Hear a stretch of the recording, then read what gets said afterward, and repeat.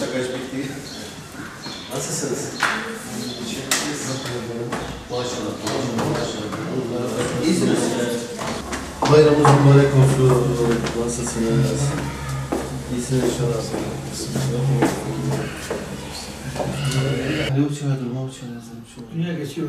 Geçiyor ha. Sen pastane falan daha duyuyor mu? Orayı pastaya kalır. Bu dava kardeşliğinin bir gereğidir. Dolayısıyla biz de bu anlamda kendimizi mesul hissediyoruz. Bayramınız mübarek olsun. Nasılsınız? Adı ne senin? Yusuf. Maşallah, maşallah. Yusuf.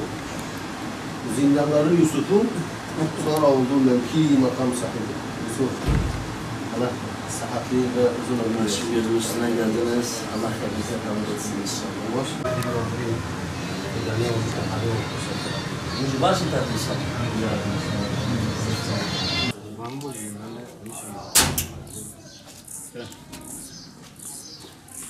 Selamun aleyküm. هنا مرحبا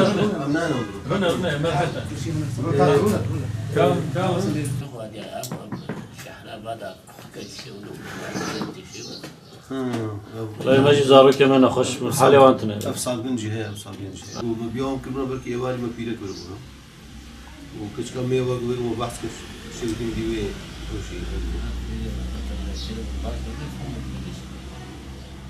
ماشي ان شاء الله وراحتنا دلوقتي بكابتن فيش فيش واي سنجامي زحمه زحمه كانت شويه دمتي شويه الحمد لله والله الشكر يقول شغيلي تقول يا ربي انك انا عندنا حول هاي يا بنت كان يا بلادي كنت الله تعالى الصحة والعافية في عمرك امين حبيب الصمانة وامجد تبارك وترى سلامتي ما نبدا انا امام سلامتي بيقول ما وربي عالمي جماعي غيدي بس يعني قداش حاضرة وانا في سلالة الشكر شكرا الحمد لله الحمد لله هم شهيدين هم الله وهم خجلنا وهم ما الحمد لله الشكر شكرا شكرا ان شاء الله والأخيرة تجي مرتبة بك جيراني حضرت محمد عليه الصلاة والسلام ومرتبة بين ديسا بقينا باهدي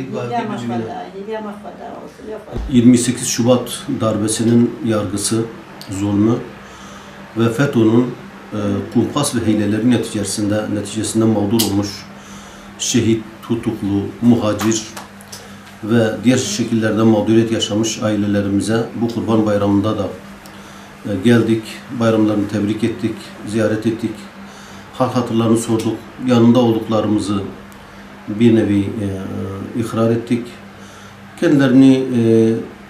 Kendileriyle konuştuk, durumlarını, varsa sıkıntılarını öğrenmeye çalıştık.